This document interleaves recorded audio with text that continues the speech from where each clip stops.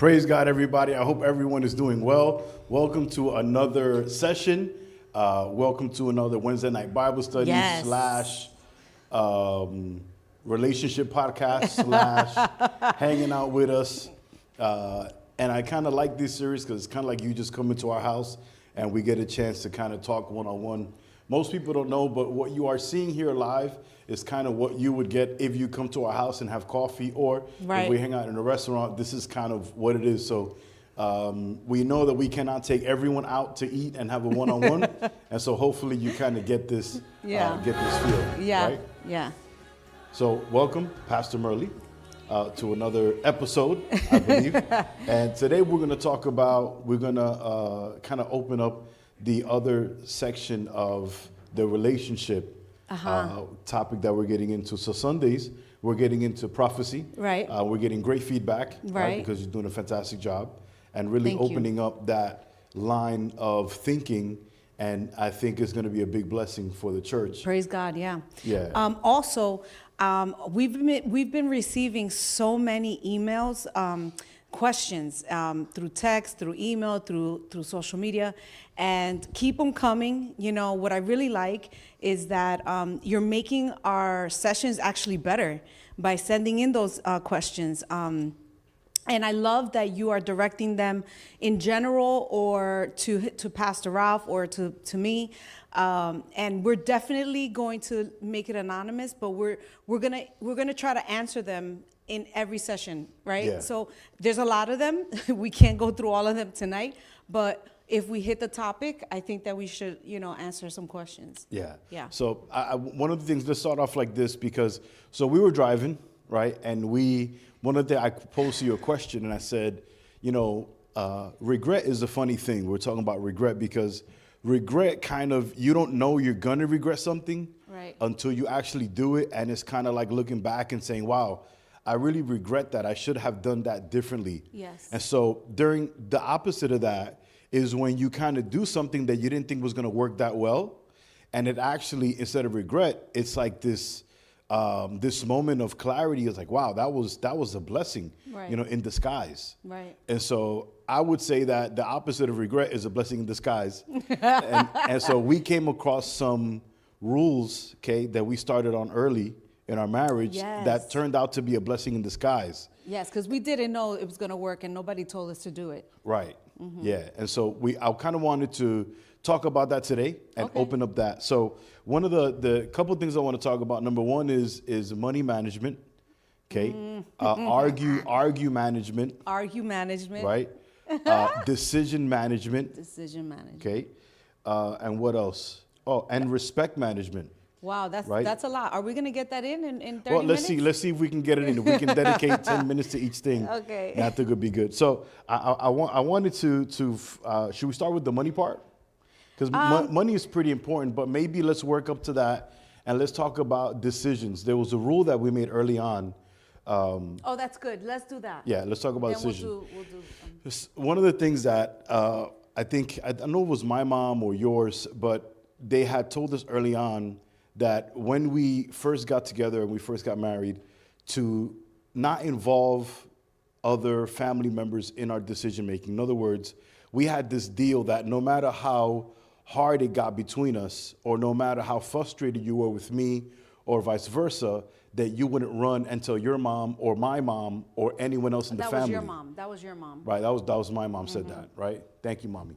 Because there was at that time, there was a lot of that, right? As soon as you were set with your man, you would go complain to your mom or to his mom. Or to your bitter best friend. Yeah, and that turned out to be a blessing because we never brought our problems outside the house. Mm-hmm. We made it so that we had to deal with it ourselves. Yeah.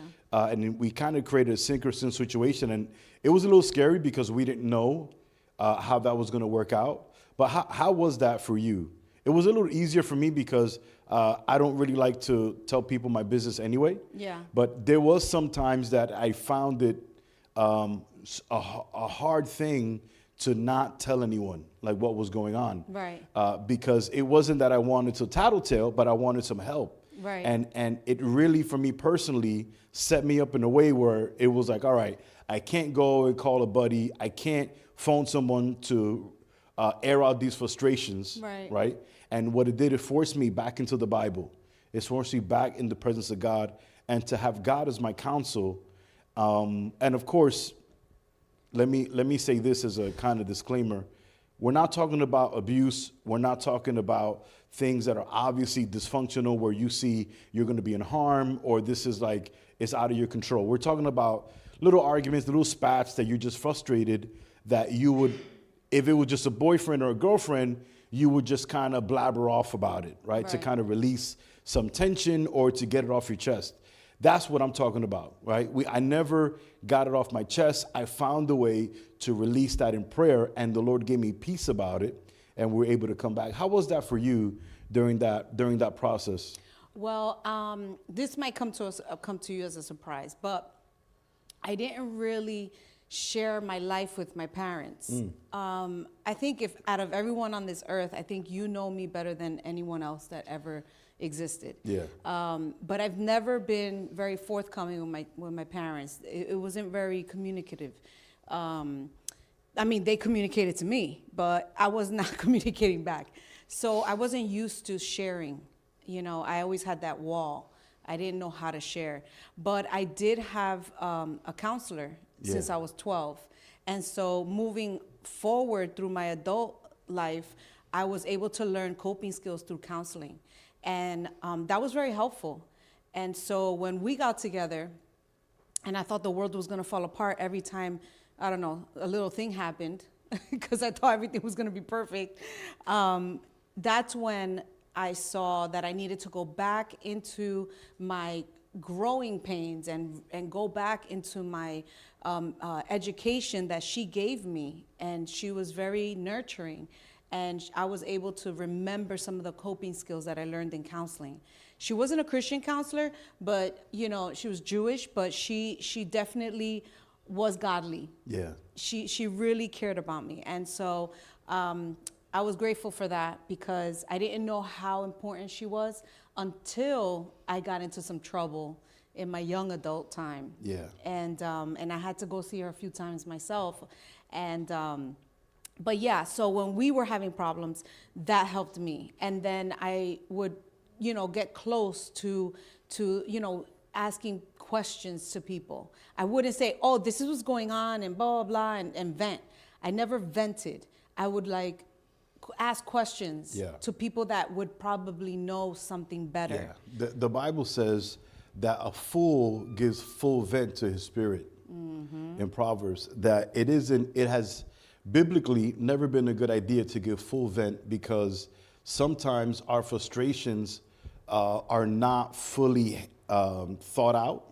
And sometimes we don't know what move we're going to make after. And this is something that I've seen where a person in marriage, right, gets really angry at their spouse to the point where they have told themselves, well, you know what, it's over, okay?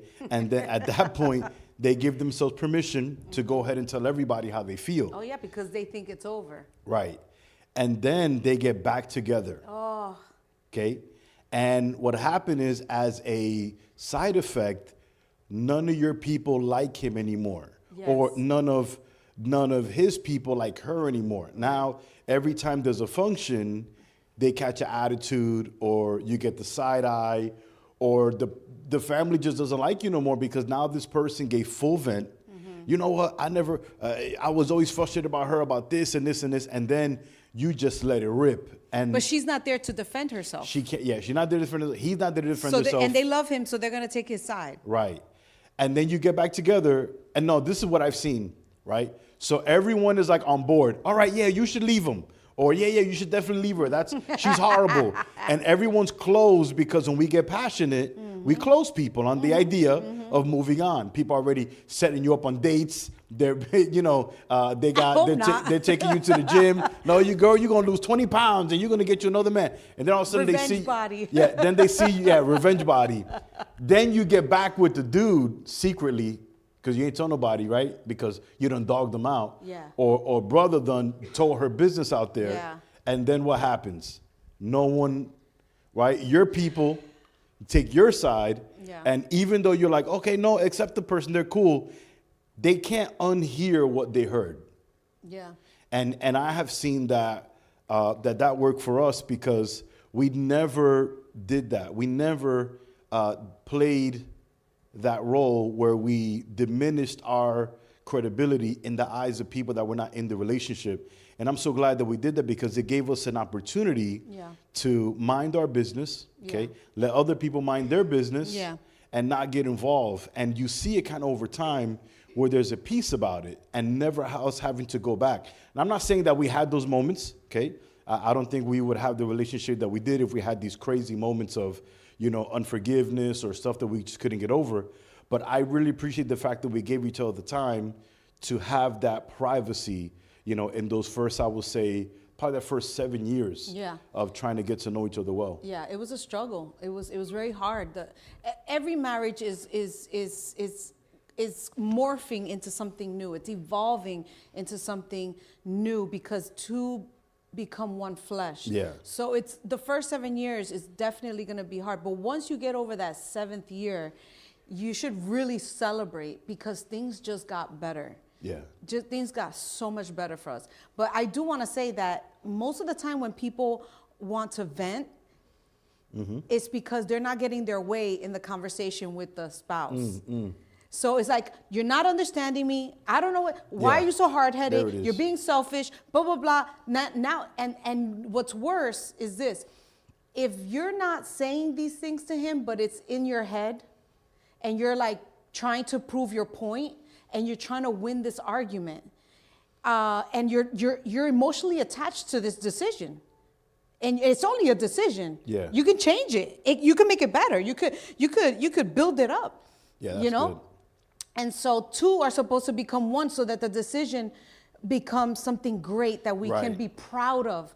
It's like creating a painting, Yeah. right? A sculpture. So That's good. So all of a sudden, I'm in my head, it's like, he's so selfish, I can't believe it. So all the things I wasn't able to vent to you about yourself because I don't want to make a bigger problem, now the venting goes out this way.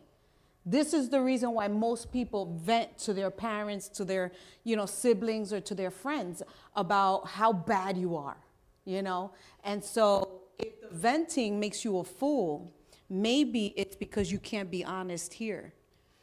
If you're honest here and you take more self-control over your emotions, Yeah, right. and you can focus on what's really important, which Well, is the decision. That takes a level of maturity because sometimes our immaturity will not allow the other person to speak because sometimes we just get so defensive that while the other person is talking, we already are figuring what we're going to say. And it's like, I can't wait for her to stop talking because I already got my next 2 points lined up. Yeah. And so that is immature. Yeah. Because a mature conversation between two adults should be giving each other the time to present their case. And this is kind of, I wanted to talk about the third point, but let's talk about it now, which is arguing versus making an argument. We talked about Ooh, this in that's couples good. ministry, right? Yes. How you will get in trouble if your focus is not on the argument. So in other words, I can take it where I cross the line into insulting you and insulting your intelligence, insulting your decision making, insulting you as a person, insulting where you come from, right? By comparing you to your mother or comparing you to that's somebody the else. worst. Yeah. Because sometimes we get so defensive that all we want to do is go on the attack, and then we could possibly forget what the argument was about. Okay, which didn't happen to us a lot. One of those things that we kind of just stumbled upon, that it just really worked, which was, not disrespecting each other. That was the best one. Yeah, because once you pose disrespect and disrespect is an option, or Right. name calling is an option, insults is an option as a defensive mechanism to make myself feel better. Right. It's the most unproductive, destructive, sabotaging thing that we could have done. Yeah. And this is true, right? I have never. We're married now. We've been together 22 years. I've never called you a derogatory name, never cussed you out, never stuff like that. And early on, probably like within the first months, that was one of the things that I asked you to not do to me.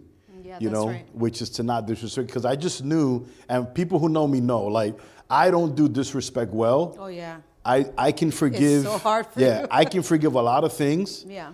But I have found in my personal studies of myself that I am terrible at forgiving disrespect. Yes. I just have this thing that when I feel disrespected, I don't know, psychologically, I just start to erase what the person looks like and just like, Yes, you do. just go into this void of like, I don't need this in my life. Yeah. And so I knew, because I didn't conquer that, Right. that I would say, please, you know, for the sake of our future, don't present these words or these things that would cross this line. Right. And so I think we stumbled across the philosophy of making the argument, okay, not arguing, because as soon as we went to arguing, we would teeter on that borderline of insulting each other. Yeah. Because since we know each other so well and we're so close, it's just so easy to cross the line.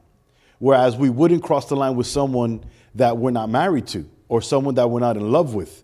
But the closer you are, ironically, the more comfortable you are, just going at the person, which I think is terrible. But we didn't do it, and I'm glad we didn't do it, right? I never got it from you. You didn't get it from me. And that's one of those things that turned out to be a very big blessing, down the line. Yeah, and that was hard because I cursed like a sailor.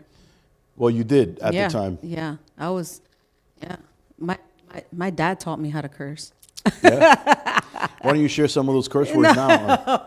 Just kidding. Don't do that. But you understand, like it was in me to do it. It was a natural vocabulary. Yeah. So coming into the relationship, it was like you're asking me to not be myself. Yeah. And I had to dig deep. I had to dig deep and say, is this marriage, is this love worth fighting for, where I can make a selfless decision to say, okay, I'm going to choose my words wisely and not disrespect you. Right. And that's good. And I appreciate that. So what going in from that, we didn't break that rule, because that was a big time rule. Yeah. Okay. No matter how angry you are, do not cross the line into that vocal disrespect. And we couldn't. Or passive aggressive disrespect. Yeah, that's very natural for women to do sometimes. Yeah. Like, oh, now you're not, okay, I'm not going to talk. You told me to shut up. I'm not talking no more. And then Right. they start slamming doors and won't talk, but everything else is talking. But we also went to another decision that led us to the decision of we don't insult our siblings or family members to each That's other. a big one. And I'll never talk about your siblings or your parents or, in a foul way. I would never disrespect you by talking about them. Yeah. I can vent about my siblings and my parents, Right. but you can't chime in talking about, yeah, he's a jerk, like, wait, what? That's my brother. You can't say that, So, Yeah. so that was really good because that really helped us the first 10 years. Yeah. That helped us the first 10 years. Yeah, until we all, it was like, that was a good rule until we had a right, because we had built a personal relationship Right. with that personal sibling. Right. And then we were like, okay. We got to know them, and it's now we like- got to know them. It wasn't like, well, you're insulting my past. It's like, no, I have known this person now for the last 10 years, and now I'm going to trash him.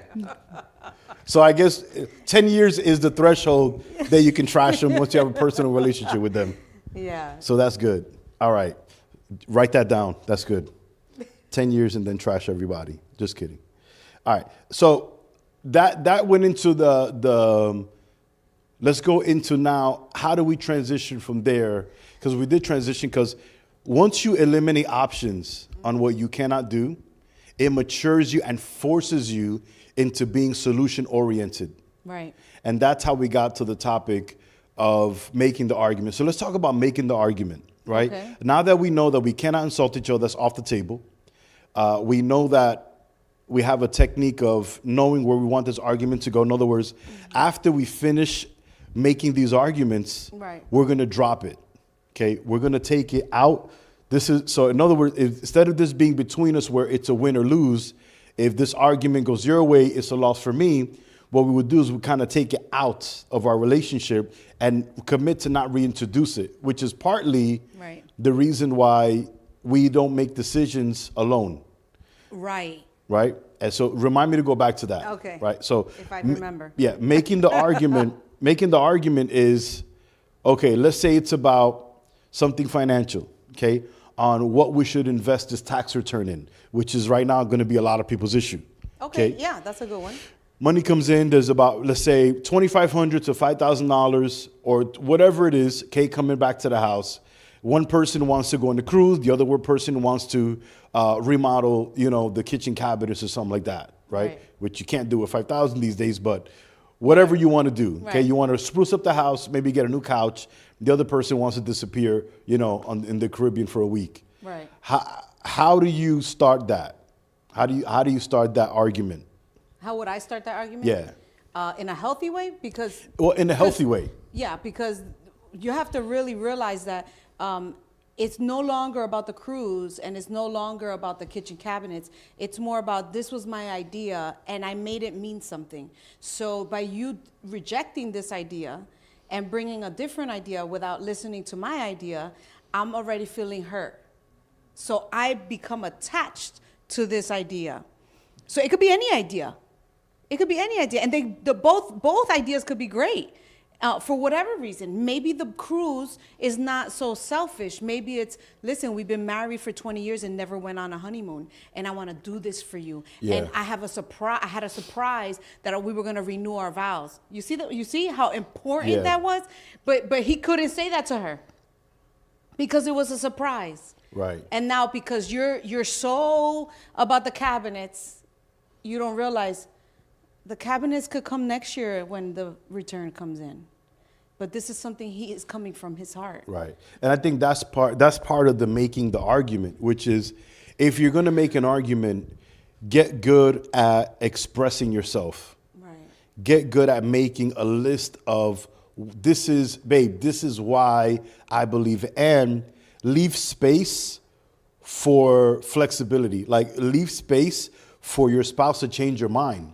And I think that's a very important thing, that I would have a stern decision, but in my heart, I allowed you to counter, okay, if there was something better.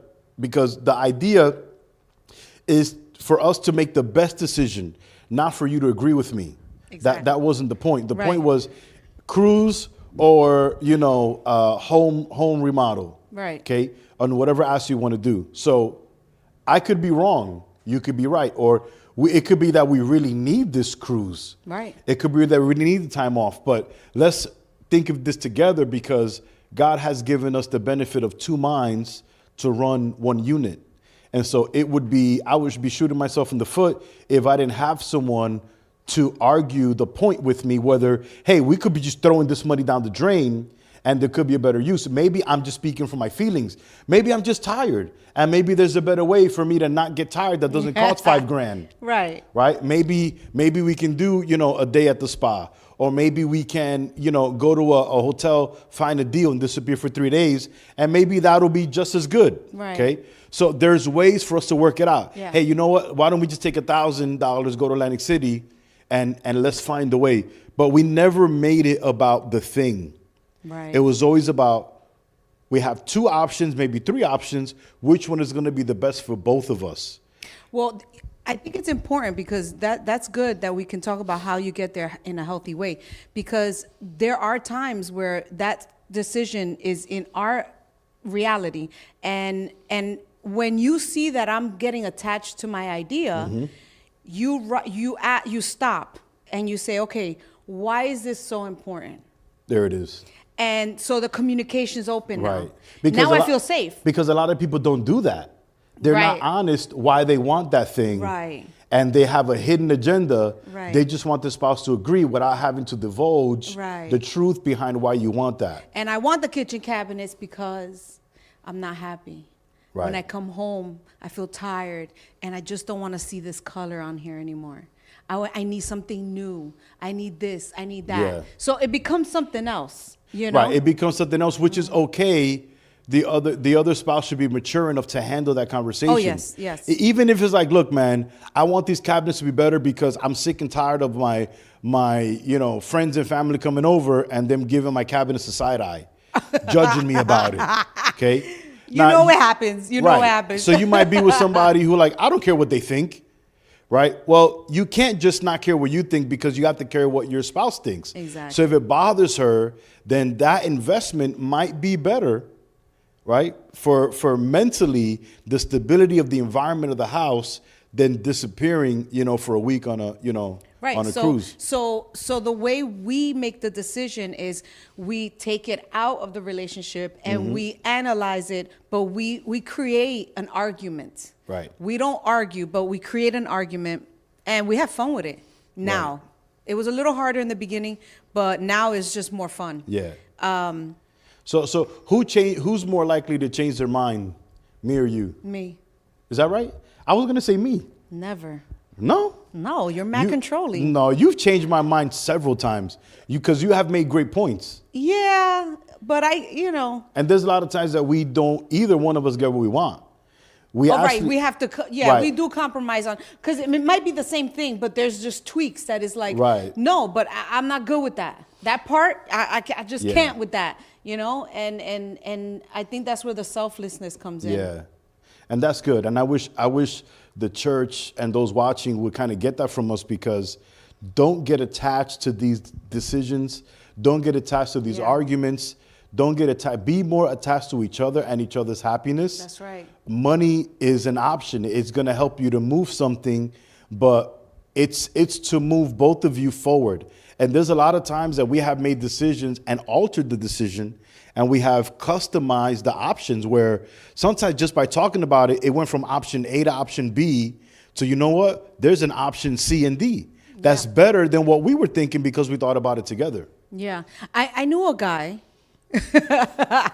I knew a guy that would just take all his money and blow it on a motorcycle. Wow. And I think the wife had every right to be angry, because she was like, well, what about this? We both agreed that we were going to go do that. And by now we should have already gotten that. And it becomes arguments because you feel forgotten. You feel abandoned. Those are feelings that are tough depending on how the person grew up. And so it's not really about the bike. I'm sure she wanted to trash the bike just to get revenge. But I think that, talking about it first would make him ride that bike a lot happier. Instead of riding it a little resenting. Right. Because, she's mad, but whatever. I'm going to get on this bike anyway. It's my money. Yeah, I'm going to take a ride for like 20 minutes, like an hour. I'm going to go away for like 3 hours. And it's like... Yeah, and sometimes we do that. We do things and we don't enjoy it, right? We'll spend money on our little hobbies, but we don't enjoy it because it's different when you're about to ride. Hey, babe, I'm about to go on a bike ride. Okay, have fun, enjoy that. Yeah, because we made a decision together. Tell me about it when you come back. What did you see? How was the weather? How was the ride? Well, let me interject there, because I think that part of it is, for me, is that I feel like you want me to be proud of the things that you do. Yeah. And I want you to be proud of the things that I do. So it's like a little kid that comes and says, look what I did. And it's like, oh my gosh, that's great. So you feel so much better about continuing on to doing whatever it is. Yeah. But if the spouse is like, oh, cool, that's what's up. Yeah, that's a bad technique. Yeah, that's not going to work. Yeah. Because then everyone goes to their corner. Because especially men, unfortunately, we're like, man's best friend, right? Which is our dog, which is very reward driven. Yeah. Give me a reward, I'll do that again. Yeah. Don't give me a reward, I'm learning to not include you. So I shared this with you, this new set of tires for my pickup truck. You didn't pay no attention. I'm not going to do that again.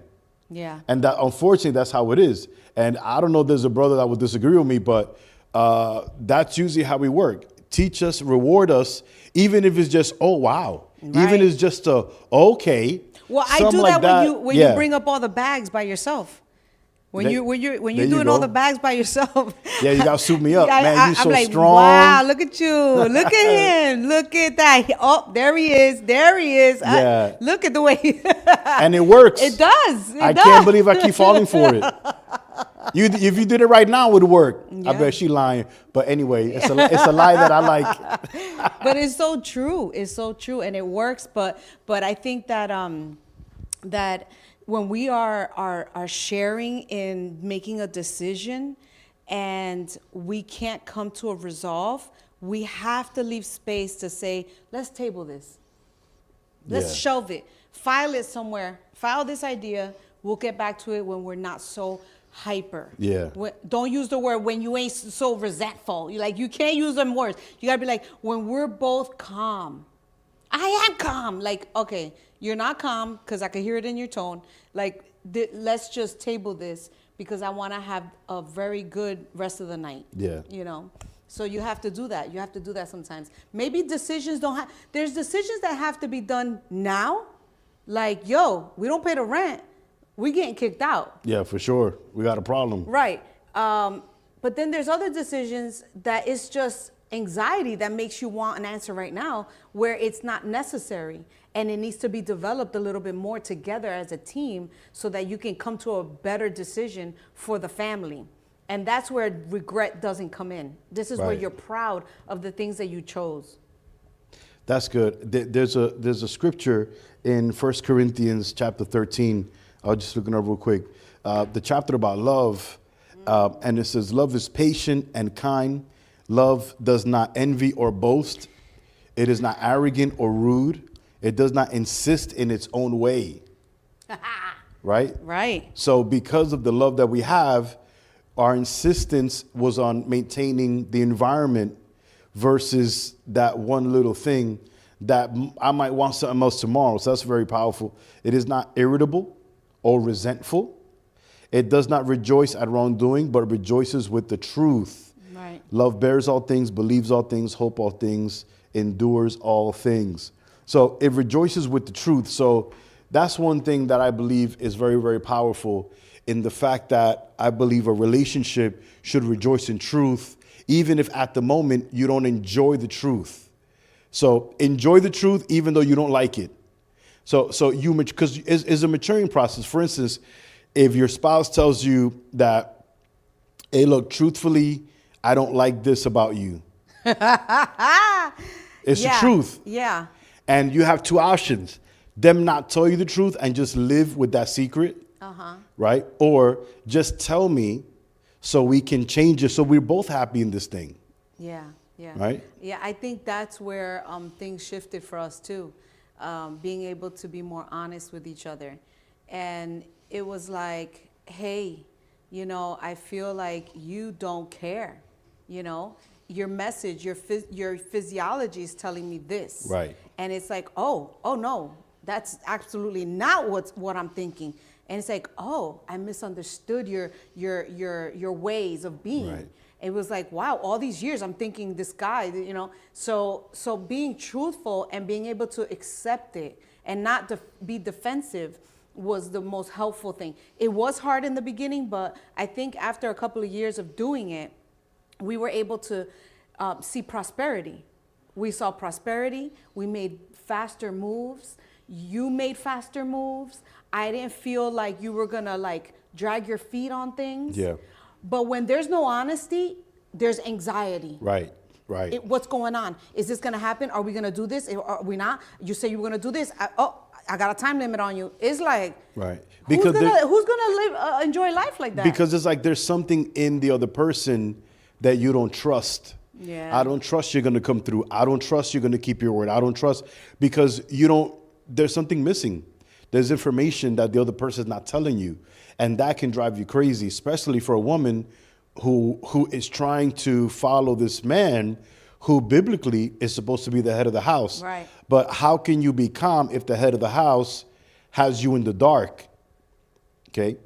So that's one of the things that as a man or as a leader in my own house, I have to be careful to not keep you in the dark. Right. Or keep the girls in the dark, because I can see how that creates instability for the house. Yeah. And this is one of the reasons why next thing I want to talk about, which is, when we actually make decisions, how we not argue them, but how we decide whether we're going to do something or not. Something that we both agreed already. Right. For instance, buying a property or making a big purchase. Right. There are things that, or going on vacation, okay? Early on, you were challenged with that because you come from a family of women who the majority of them were divorced, and they push this independent attitude. Oh, yeah. And there was one time where you were challenged, right? Talk about that when your mom, and I love your mom, right? Yeah. But she had challenged you because you had told her our rule when it comes to decision making, that we don't make any decisions by ourselves. Well, it was more like your mom was in the car, Yeah. which was, thank God, because she backed me up. And my mom is Christian. So, you know, we go to the food shopping, and one of my kids was in the back, and I was like, oh, this is a teaching moment. And she says, when are you going to buy a ticket to come to Puerto Rico? And I go, well, I have to talk to, you know, fellow about that. And it was just instant reaction. It wasn't even spiritual. It wasn't that she's bitter or whatever, but it was like an instant generational curse that came along. And she answered, and she's a Christian. She knows the Bible, Yeah. but she answers and says, oh, that's not the daughter that I raised. I've raised an independent daughter. Uh-oh. She don't need nobody to tell her. So now she's creating this she that she created, and she birthed and she made and she raised. And I'm thinking, So she felt like her parenting skills were challenged. oh yes, Wow. oh yes. And so I sat back and I was listening to the list of things that she was pointing out, and I said, well, yeah, I think I am those things in my mind while she's talking, because Right. I wasn't gonna disrespect her and start arguing. And your mom's in the car, and I'm thinking, okay, this is a teaching moment, because one of my kids is in the car, and I have to do something about this, because I can't let this generational thought keep going in our Yeah, family. yeah. And so after she was done venting, I said, well, it's in the Bible, isn't it? Isn't that biblical? And I asked your mom, I look at your mom. I don't let my mom answer. I look at your mom and I say, isn't that true, Sule, that the Bible says? She goes, it is. It's in the Bible. And I said, it's in the Bible, Mom. Sorry. I just have to do it this way. I'm still those things. You know, she's sitting in the back. I said, I'm still all those things, but I still have to do it this way, because my conviction is that the Bible makes me make the decision this way. Yeah, and that's good. Yeah, she was so proud. She was Yeah. like, oh, yeah, you're right. Yeah. Yeah, you introduced the Bible. You're right. That's good. Yeah. You know, that is kind of part of it, knowing what the Bible says Oh, yeah. about the points that you are holding on to. Yeah. Because, you know, especially in a marriage, once you get married, the past always shows up, where the philosophy of the mom, the philosophy of the grandmother, the philosophy of the fathers and uncles, like all those philosophies, most people don't understand how much that impacts relationships. Yes. You know, I have, you know, in our family, there's every uncle, every aunt has a philosophy and idea. Some of them are for monogamy, some of them are not. Right? Some of them are like, oh, you can't be with the same woman, that gets tiring. And they, you know, there's a whole side that kind of adheres to that. Is that like a Dominican thing, or?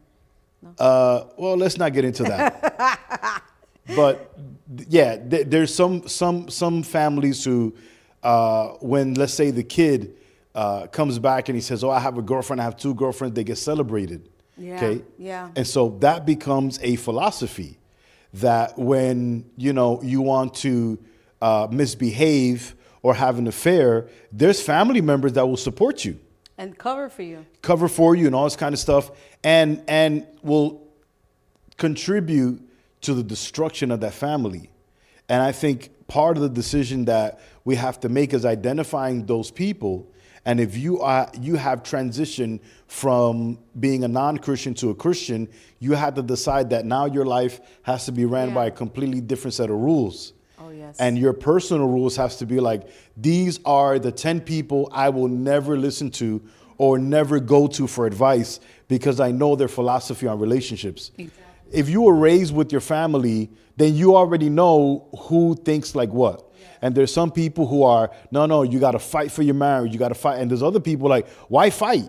Okay. And let me tell you, that's not hard, because when we get into an argument, or a couple gets into an argument, you know exactly who not to go to. Yeah. And you know who to go to so that they can support you.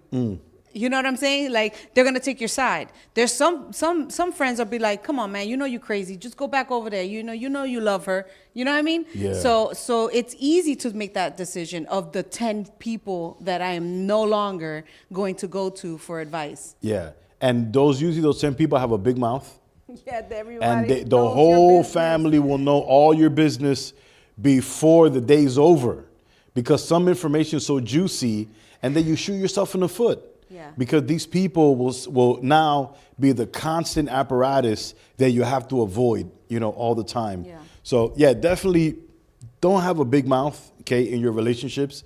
If you have a family who's close knit, even more so, do you have to keep your mouth shut? You have to learn how to handle things in-house, how to get the strategies, how to work it out. And that has been a blessing in disguise that gave us the opportunity to mature faster. Yes. Because we didn't have these other philosophies coming in. So we decided what philosophy we wanted to adopt through books, through seminars, through listening to other people Yes. that were not talking directly to us, but that were offering information that we got to choose. Okay, let's be this type of couple.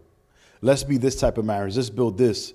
And I think that has been a big blessing in disguise, that no one sat us down and taught us that. Right. Or we never heard a podcast, or much less pastors talk about this stuff. Yeah, never. I personally have never experienced growing up in church where the pastor and his wife were open to the church about their private life. Mm-hmm. It was kind of like you had to guess what they were like. And it's hard, because now you just imagining, okay, what it is, instead of saying, okay, this is the blueprint, and I think I can live with that blueprint. I think I can do that. Right. Because if it's really good and it really works, it should work inside the church and outside the church. When the Dobbins were here, right? Elder Chrissy and Pastor Venchard, Yeah. I had asked them, I said, do the Dobbins work outside of church? Mm-hmm. And so Chrissy and Venchard, they answered the question, which I think was great. But what I was looking for was, if you were not Christians, Would your marriage still work? would your marriage still work? And I think that's obviously a taboo question. Okay, nobody wants to address that. Right. But the reality is, there are many people who are not in church, Right. who have been married successfully for many, many years. That's right. Because there are fundamentals that human beings can adhere to have a wonderful life together once they make this decision. Because even before sin fell, okay, to the point that we had to receive the blood of Christ to be saved and become Christians for our salvation, the plan for the family to work was already there even before sin entered the world. And so, one of the things that I see that I don't really see people talk about is, Adam and Eve made it.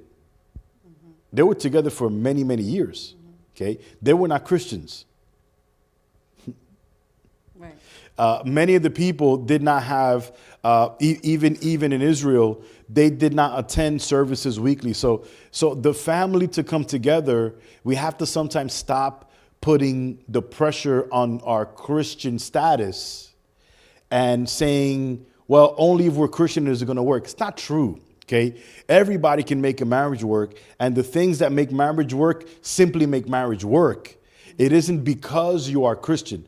What Christianity does, what having God in your life does, is like cheating.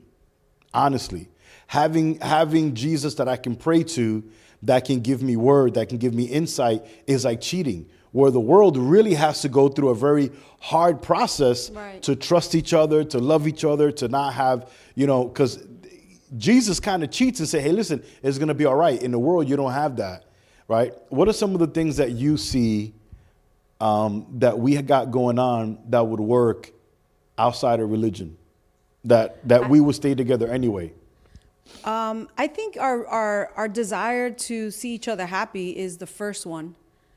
I get excited when you get happy, and I'm part of the decision. I get real excited about what we're doing. And I see that in you too, where, you say, oh, you could do this. And it's like, oh yeah, so you're interested in me. So you're attentive to me and my needs. But I think the second thing is that we're so opposite.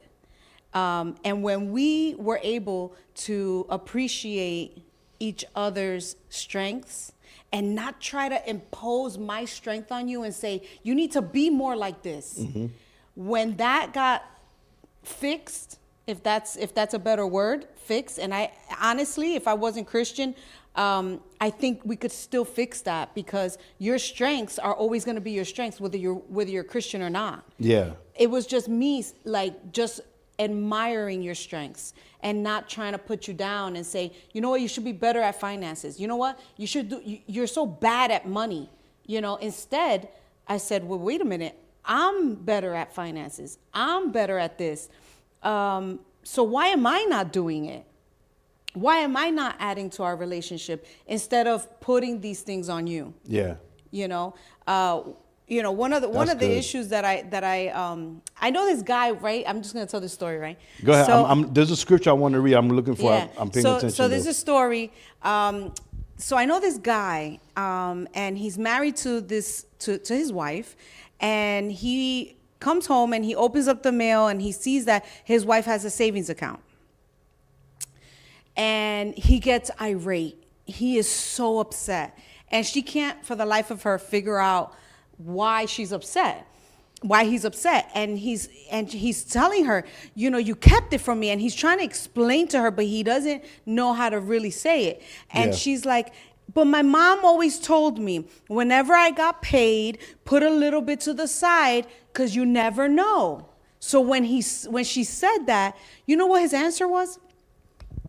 You doing that is like me getting a side chick. Wow. In case our relationship doesn't work out. Exactly. I thought that was genius. It was genius. And she dropped her guard and was like, that's not the same thing. But in her heart was like, yo, he's right. He's right. So when I talked to her, I realized, and she realized in conversation that it was more about that generational thought. Yeah. That mom told me this is more important in case something happened. So the seed was sown. Right. And that's usually a decision. That is a philosophy that was probably birthed out of fear of seeing women left abandoned. And also, unfortunately, it is true, where a bad breakup happens, they get divorced, and then the woman, after many years of giving her life into this relationship, is left with nothing because she didn't have any personal savings. And so that is a very, very big problem. And we always pray that doesn't happen, because that is heart-wrenching, is hard to hear. But we cannot build our lives based on other people's misfortunes. Right. Trying to create this private insurance policy. Right. Because then having those policies don't help you to grow in that relationship. When it comes to money, and we know money is one of the big reasons why people separate, because they attach a lot of things to the money. Like you said, personal safety, abandonment issues. I don't want to be abandoned. Pride. And control too. Pride, control, right? I should have my own stuff and all that kind of stuff. We never did that, right? I always was one who was more interested in putting the money in your hands, because I noticed early on that you had a gift of the money just lasting longer. That when you were in control of it, first of all, you were much better at remembering, what bills had to get paid. And I had to be honest with myself that I would be like chasing, a notice or something like that, because, it was supposed to be done yesterday and I had to do it today. Mm-hmm. And that wasn't very pleasing to me. It was kind of always, off. And so you had more of a gift when it came to the management of it. And I have more of a gift when it comes to going out and finding it. And so as a team, we were able to make it work. Yes. Do you agree with that? So I know that there's a question that people always ask themselves when they're in a relationship.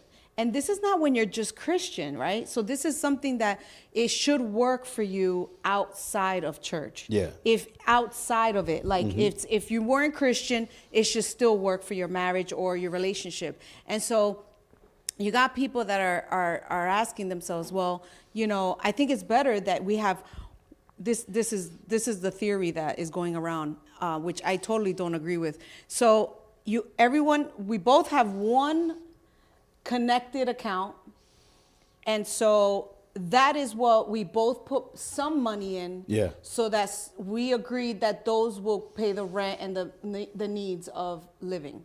And the rest of it goes into your own personal account, and the rest of mine goes into my own personal account. You have no access to mine, and I have no access to yours. So then it becomes tit for tat. Because it's like, I'm low on money, and I need somebody to help me pay the my car insurance or my car payment. Because that's not part of that main, right? This is just a luxury that I have. Right. So now it's like, yo, I'm gonna need some money. It's like, what happened to the money you made? Yeah. Which is a horrible conversation, because now it becomes an adult to a child conversation. Right. It's not adult to adult, because adults, partner together. Children are dependent. That's right. And a spouse should not be dependent on another spouse. They should be a team. And so, I believe that having separate accounts does not give you accountability. If you're a believer, you really should not have it, because you might have vices that will rob your family of its future wealth. One of the things I'm proud of to the girls is that I don't have another family. Okay, I don't have another relationship outside of this, which is many of the men in my family have never made it to prosperity because they had to maintain 2 households, sometimes 3. Oh yeah. And so, they might have made 150,000, but really only Slim. 70,000 came to the house. Right. And so both families never really prospered, could never really save to put property, That's down right. payment, closing costs, all this kind of stuff, because the money had to secretly be funneled in different directions. But when the account goes together and we both see what goes in and out, we have to agree to it. Yeah. So if we are having this bad habit, we have it together. Oh yeah. No, Right? we enjoy the bad habit together. Yeah, we enjoy it. We want to splurge, right, on a weekend, right, somewhere, and just get this out of control, expensive Airbnb so we can just sleep in like 5 beds in that weekend. It's ours what to we wanna mismanage. do. Yeah. So that's been one of the fun parts of getting older, right, and having kids early, which is a whole nother Conversation. chapter. Yeah. And oh my God, I did not know how good that was going to be. When I was 21, I told you, right? I said, babe, let's have these kids early. Okay. I do not want to have kids when I'm older. That's not the story. Well, The story is that you got me pregnant, and then you said that. right. Right. The doctor said stay away from her because she's fertile. Well, and that you was the said, second oh. one. Well, that was the second. Oh, that was okay. Jiley. Yeah. Right. I was like, no, it's all right. Let's get this out the way. Right. Yeah, we didn't make that decision together. Well,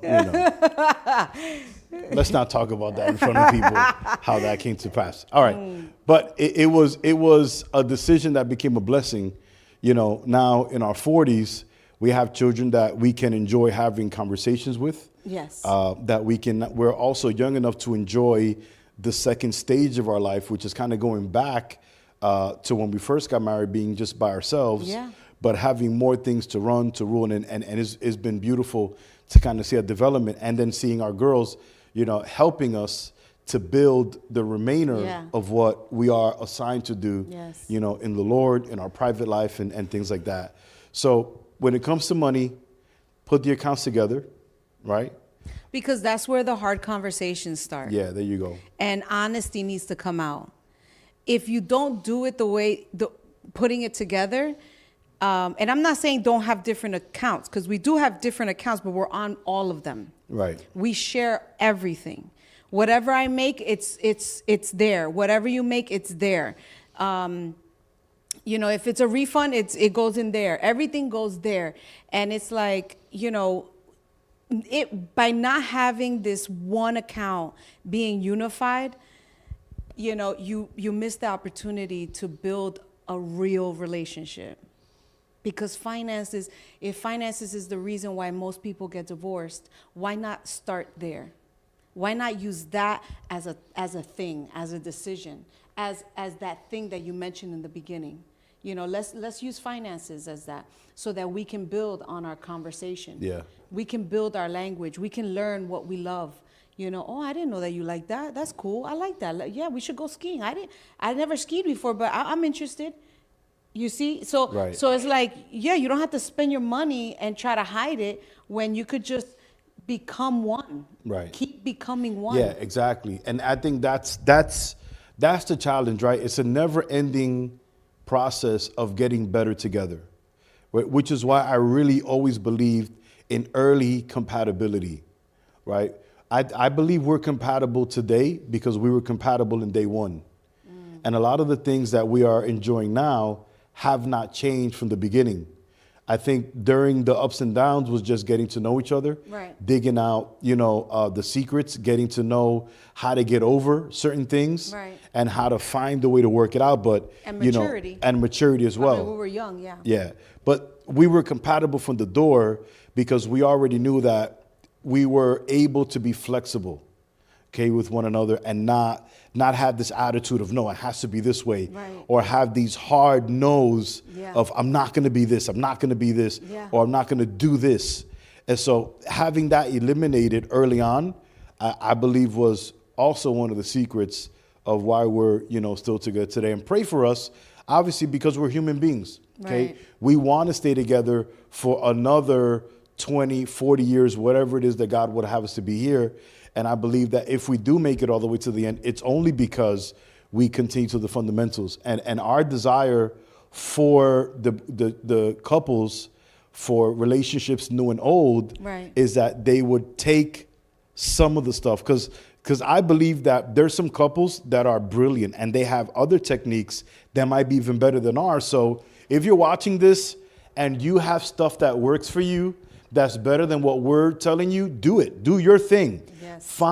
We're not telling you to copy us and to rubber stamp what we're doing and apply it to your life. What we're saying is we have a pattern that we went through the struggle to figure it out.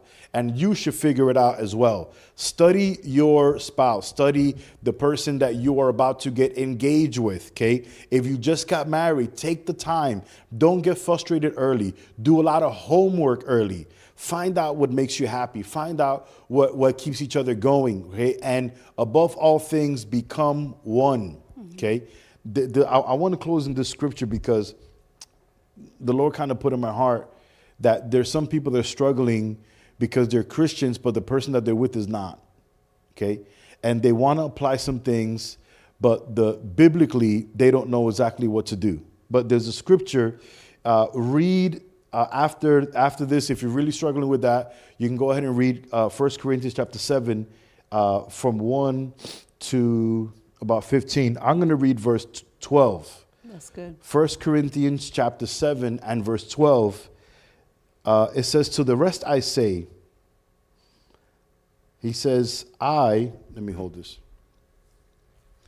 To the rest I say, I, not the Lord, which is one of the first times that you see the Apostle Paul inserting his own personal opinion. Mm-hmm. If any brother has a wife who is an unbeliever and she consents to live with him, he should not divorce her.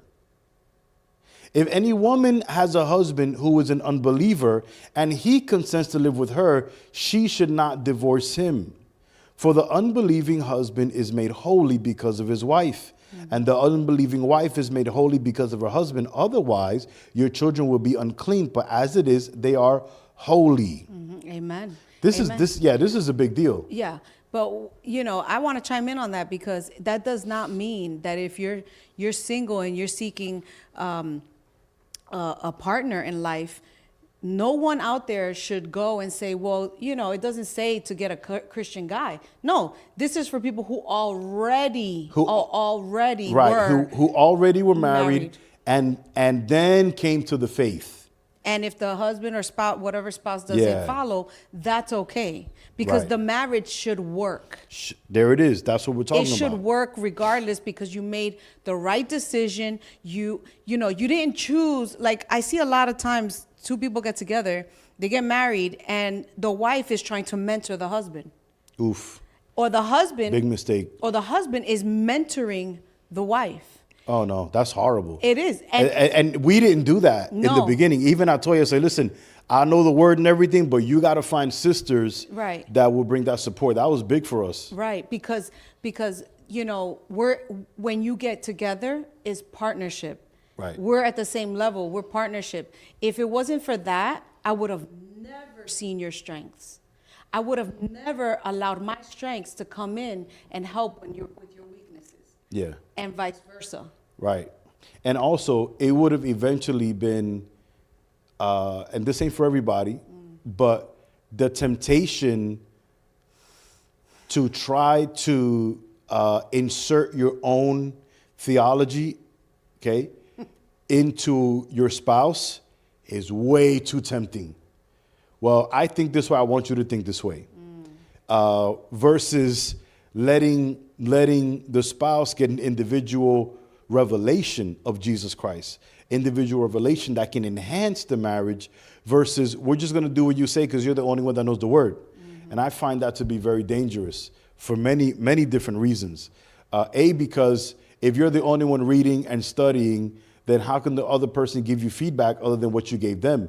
And you're not God, and you want the person to have an individual relationship with God. So I'm glad that you brought that up. And as far as singles, I believe that the scripture tells us that we should not be unequally yoked. Okay? Unequally yoked spiritually, and I think unequally yoked as far as dreams. Natural, right, in the natural. Vision. That's right. Right? We can be together, and you can actually be both Christians and unequally yoked in mindset. Yes. And that's the most important part.